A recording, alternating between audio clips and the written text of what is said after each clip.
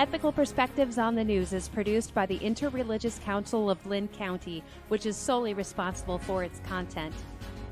The views and opinions expressed on this program do not necessarily reflect those of the staff and management of KCRG TV9. Good morning and welcome to Ethical Perspectives on the News. My name is Diehl. I'm the Vice President of the Interreligious Council of Linn County. On this morning's show, we're going to be talking about voter fraud. How easy is it? And here to discuss this very relevant topic, I have two guests with me this morning, distinguished guests, as I like to say. So before we get started, I want both of you, if you could, and just introduce yourself and why this particular topic is of interest to you. And we'll start with you, Joel.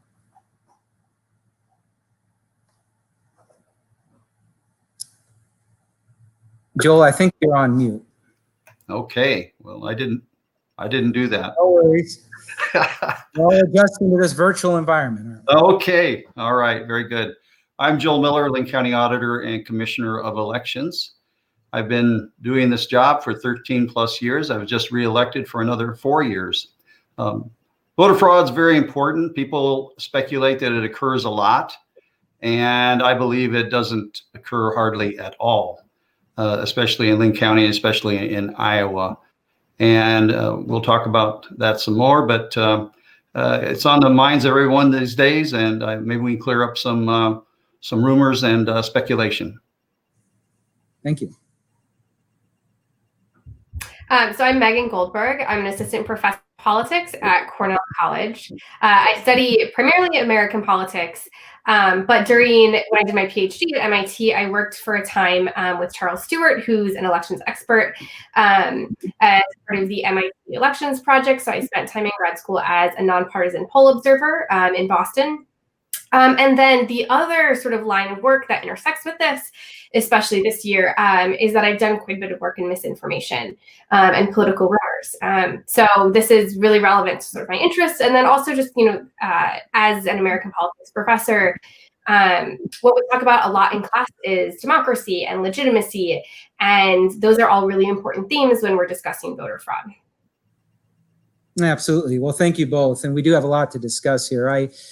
Again, unless you're living under a rock, we know over the last few weeks and even months, the topic of voter fraud has been all over the news, and especially in the last couple of weeks. And so it's extremely important. And as I started to research this, I learned a ton about how prevalent voter fraud is, how it's prosecuted, how it's detected, and sometimes, you listen to the news and you wonder, okay, how much of this is just a lot of bluster, is just, the media, et cetera. But I have had some recent conversations with people just in the last couple of days about it. And I was shocked with how much people are convinced that true election fraud, massive voter fraud on the scale of which we've never seen, has occurred in our country. And so, I really want to kind of talk about historically how prevalent it's been, and then talk about some of the safeguards that we have in place. So as part of my research, I went to the Heritage Foundation, and some of our viewers may be familiar with the Heritage Foundation. It's a conservative 501c3 organization that started nearly 40 years ago. And the mission of the Heritage Foundation, and they have the heritagefoundation.org is where you can go for this information. But the mission of the Heritage Foundation is to formulate and promote conservative public policies based on the principles of free enterprise, limited government, individual freedom, traditional American values, and a strong national defense. Heritage's authority rests on the quality, rigor, depth, and independent nature of our research and analysis. Heritage carefully protects this precious asset, its research independence and integrity, to ensure that our policy research is beholden to no outside party or interest. And I found that particularly refreshing, whether you agree with them on some of their policy stances or not, the way they approach this and being kind of protectors of our voting system, I think is a noble endeavor. And so the point here really is to help us fully appreciate, what our voting system is like and how we can protect it. Well, according to the Heritage Foundation, there have been, since 2011, 1,302 proven instances of voter fraud, resulting in 1,125 criminal convictions and 48 civil penalties. Focusing specifically on Iowa, the most recent example was a lady by the name of Terry Rote, and this is public knowledge. She attempted to vote twice in the 2016 presidential election. Rote cited fears that the election was rigged to justify her attempt to cast 2 absentee votes for her candidate of choice. Rote was arrested attempting to cast the second ballot. She pleaded guilty to a felony charge of election misconduct and was sentenced to 2 years of probation in order to pay a $750 fine. So looking at that particular instance as an example, and I know it's anecdotal and we'll get a little bit more into the data, but what controls, maybe I'll start with you, Joel, on this one, what controls are in place here in Iowa, maybe specifically in Linn County, that helps us detect and punish those that commit or attempt to commit voter fraud? Well, we have a statewide voter registration system, voter record system called iVoters in Iowa, as well as every state in the union. It was mandated after the 2000 debacle in Florida that some changes be made in elections. So what happened was that the federal government mandated that states use centralized voter registration databases. And one of the benefits of using that statewide system is that when voters move from Linn County to Johnson County or from Johnson to Polk or somewhere else, we basically transfer that voter to that county and vice versa when they move back. And we do have people that move back. And the same thing happens when people vote. If they vote in one part of the state, and we would know that if they're absentee voting, we would know that, we would catch that error. So it basically helps us to prevent that double voting that occurs. Usually double voting, when it has occurred, it is just exactly as the case, the example you cited, where someone voted absentee and then they go to the polls on election day and try to do it again. And with the computers that we have today and the ability to track those voters, that's pretty rare that that's going to happen again. And as you pointed out, this person was caught before they were able to cast a second vote. And that's the idea behind the system, is that we would catch somebody if they already voted absentee and they went to do it on election day, then we would catch that. So what's not foolproof is that the systems are not federal. They are not nationwide. And so you hear anecdotally about people voting in 2 different states. And I think 2 years ago, we actually, I referred, I think, about a half a dozen cases to the FBI. Because we actually did have some people that, according to the records, it appeared that they did, in fact, vote in 2 different locations. So it can happen. There's advantages and disadvantages of a federal system versus a state system. Yeah, excellent. And Megan, I want to kind of follow up on that a little bit. He mentioned the word anecdotal, and certainly we know that anecdotal stories, or just anecdotal evidence generally, is a powerful tool, right? In that when people hear about it, they kind of extrapolate it out and assume, well, if one person did it, then what's keeping 500 people or 1,000 or 10,000? So from your perspective, how powerful are these anecdotal stories, and how do we get people to kind of contextualize these instances of fraud so as not to completely destroy their trust in our voting system? Yeah, I think Joel's point that in this particular instance, and in, quite frankly, all of the instances we know about, that they're often caught before any of this happens. And that, in the case of perhaps someone voting for someone who's already passed away, that we catch those, and that the system is built to catch those. So I think that's one thing, is like, we have a lot of anecdotal evidence because there's actually so few cases of voter fraud that, like, you don't even have, like, you barely have what's considered data. You only have anecdotes. So I do want to point out that like the important thing to take away from this story though is, I don't know if you mentioned this, I know when you set materials around, it mentioned this, that part of this particular incident, she had fear that, this is in 2016, that the election was going to be rigged against Donald Trump. And that's why she was voting twice. And so that's why it's really important to clarify that voter fraud is exceedingly rare. And that even the data we do have, when we talk about like the number of cases, you still need to contextualize it and like, how does that actually affect election outcomes? But that she was motivated by the idea that there is voter fraud. And so we know that there are like very bad for democracy like outcomes when people believe that there's widespread voter fraud, which there's not.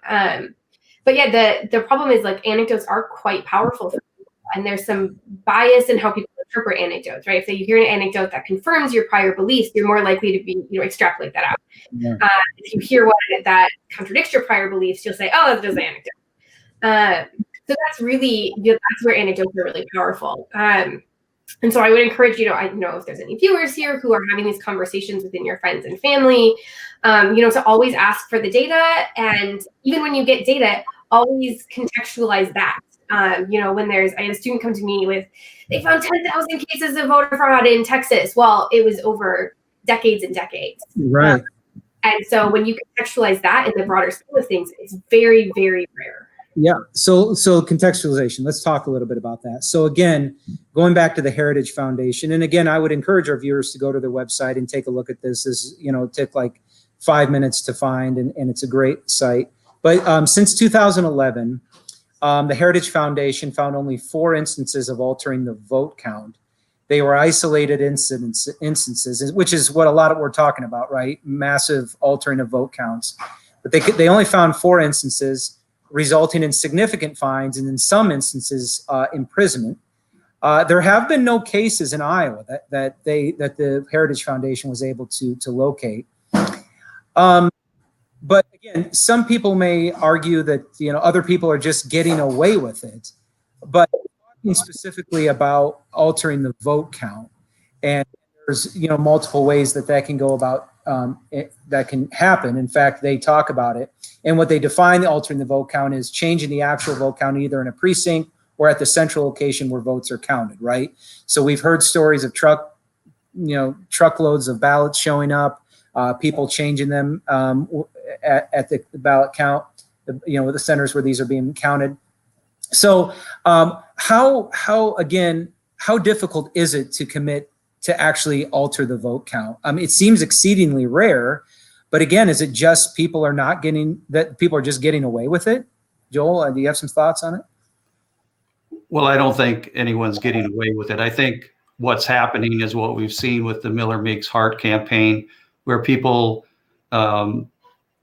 people made mistakes in math or in a process, and they ended up reporting the wrong numbers on election night. And those are unofficial numbers. And then they caught the error. I mean, voting is like, I always compare it to banking. We have to account for every vote. Like banks have to account for every dollar, every penny. We have to account for those. And if you look at my office staff for the second largest county in the state, I basically have 5 people working in elections. So where do all these people come that work elections? They come from the community. An equal number of Democrats and Republicans are at each of the precincts, mixed in with some non-parties and Greens and Libertarians. But these are people from the community who are running the elections. Yes, we train them. Yes, we provide them with equipment. But these are people from the community, Democrats and Republicans, a bipartisan group that are running the elections and the processes from opening the polls to closing the polls to reporting the results at night. So it's to say that anyone's intentionally doing it. There's for every 2 people, there's basically a D and an R. Everybody is checking and double checking and triple checking things. That doesn't mean human error doesn't occur, but intentional human error is quite different from from someone just making a mistake, a math error or something at the end of the night, or somebody putting in keying in a number that was the wrong number. Go ahead. Yeah, no, I mean, I think you make a great point, right? That we all, regardless of how we vote or don't vote for that matter, have a stake in a secure voting system, right? And so we want to make sure that it's that when we cast our vote, we're not being disenfranchised, right? That our vote isn't getting discounted by another fraudulent vote. So it's a point well taken, and it sounds like we do have a pretty solid system in place. But to your point, Joel, not perfect, but we want to get it better. So again, just diving back into the numbers here, according to the Heritage Foundation, there have been 17 instances of voter fraud total, criminally prosecuted in Iowa since 2011. And that's in all the elections. The breakdown is as follows. There was 11 that voted when they were ineligible, mainly due because they had prior felony convictions, 9 of which actually were that. False registrations, 3 of those. Fraudulent use of an absentee ballot, there was 3. And so those 17 instances of voter fraud above resulted in the following: approximately $12,000 in fines, 12 years of probation, 29 years of imprisonment. And again, the total impacted votes is 18. So the point I'm making there is the risk versus reward here is so imbalanced. Does that, and I'll come at you on this, Megan, doesn't that in itself act as a deterrence? And again, these were just one vote. You multiply that out by multiple votes when it comes to these fines and the penalties associated.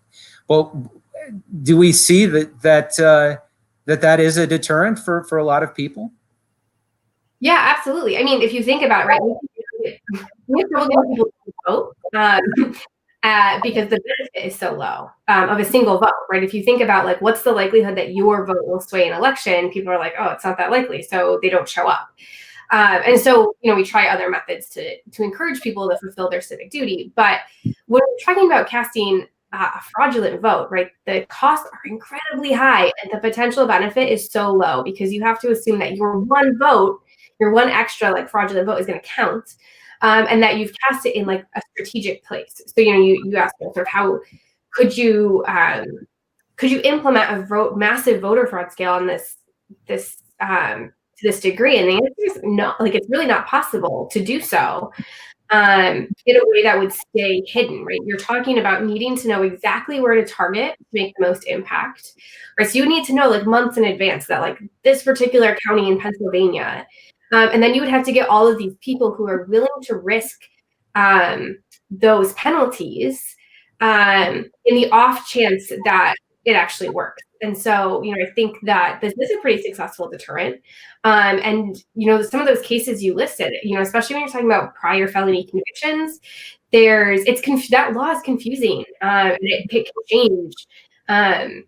We saw it change this summer. And so, I think a lot of times when you do see cases like that, it's people who make mistakes. A lot of times it's not necessarily, it's certainly not evidence of this widespread conspiracy.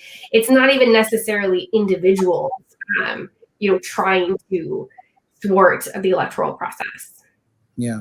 And I do want to emphasize, as much as this has been politicized in the last few weeks, right, that the intent of this is for people to kind of have a better understanding of what does our system look like in Iowa, and how do we protect and keep the integrity of our voting system in place. So, Joel, what is the? Do you know? And again, the data from the Heritage site goes back to 2011, but what is the largest case of voter fraud in Iowa that you're aware of, or even in Linn County? I mean, does it exceed a few votes per individual, or have there been instances where hundreds of votes have attempted to be, cast for a particular candidate that you're aware of? No, it's never been hundreds of votes. I think the most prevalent issue that we had was felons who voted who shouldn't have voted. And we've pretty much eliminated that these days through the use of computers. at each of the precincts, computers that are up to date with the felon information, so that yes, the law changed this year, which, as Megan said, really made things confusing. And but by and large, almost anyone that's a felon who has served their parole and done their time, no longer on probation, so forth, they could vote. And we exercised extra care to call into the Secretary of State and check on people that may have voted, just to make sure that we had everything lined up and that we weren't disenfranchising someone. And I'm not aware that it may come out in a few months after the reporting's all done, but I'm not aware that anyone got disenfranchised unnecessarily. What I think happened was, in the case of the felons, that there was a lot of them that still didn't know and still didn't register to vote and still didn't vote. And that's unfortunate that there weren't more of them. But that was the biggest problem that we've had, the most convictions in prior years, because they would come in and do election day registration, and we didn't have a way of checking their voter records to see if they were qualified or not. And so then they voted. And then after the fact, 6 months later, well, we'd find out about them sooner than that, but 6 months later, they'd end up in court. And so computers have helped a lot. And to my knowledge, every county in Iowa now has what's called e-poll books. So they can look up that information and stop those transactions from happening again, so that we're not penalizing people that went out of the way to vote and then found out that they really weren't eligible to vote. And that has always been a travesty. Sure. No, excellent. So now we have about 7 or 8 minutes left, and I want to talk about two particular subjects. One is just high-level corruption, and then the mail-in votes. So hopefully we have some time to do that. I'll talk quick. You guys listen quick, right? So some have said massive voter fraud goes undetected and or unprosecuted because the Republican governors of the state provide cover, right? So this cuts across both aisles, usually depends on what election it is, whether your candidate won or lost. But has there been any cases like this? And is our voting system protected from this sort of high-level corruption? And I picked out the governors, but you could, bring in any other high-ranking official. But is there anything embedded in the system itself that protects it from this?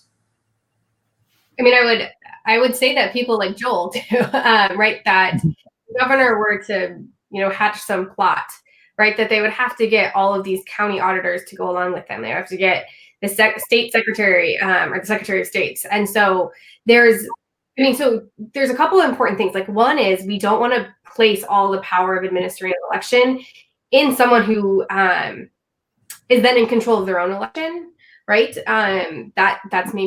That's right now an argument for decentralization. Like, can you imagine what would happen right now if the federal government completely controlled our elections? That our democratic institutions probably would not be in the same place that they are now. They'd be in even worse shape. But all of these sort of plots, like, you can't act unilaterally in many of them. You would have to have other people agreeing to go along with you. So I think that's one of the protections, is that no one has sole authority necessarily over enough of the election system to do something that, it requires coordination. Yeah. So there's separation of duties, there's controls in place. And you mentioned the word decentralization, and this is always, it's a kind of a double-edged sword, right? On the one hand, it's like, if we could just centralize our voting system, we could get our vote, we'd be able to count the votes in 5 minutes and everything would be smooth.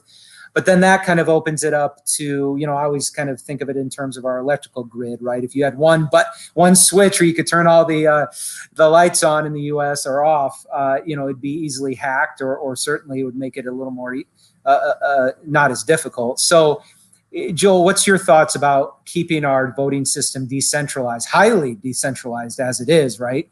On the one hand, it may take days in some instances to count the votes, but does that in itself allow for a more secure voting system? Well, I think it does. That and the idea that it's really people from the community running the elections. Again, I have 5 staff. We had 500 precinct election officials. They came from the community. We had 60 to 80 temporary workers. They came from the community here. So it isn't like I could come up with some grand scheme to figure out how we're gonna fudge the numbers in one way or another. And we are decentralized. We have 99 county auditors in Iowa.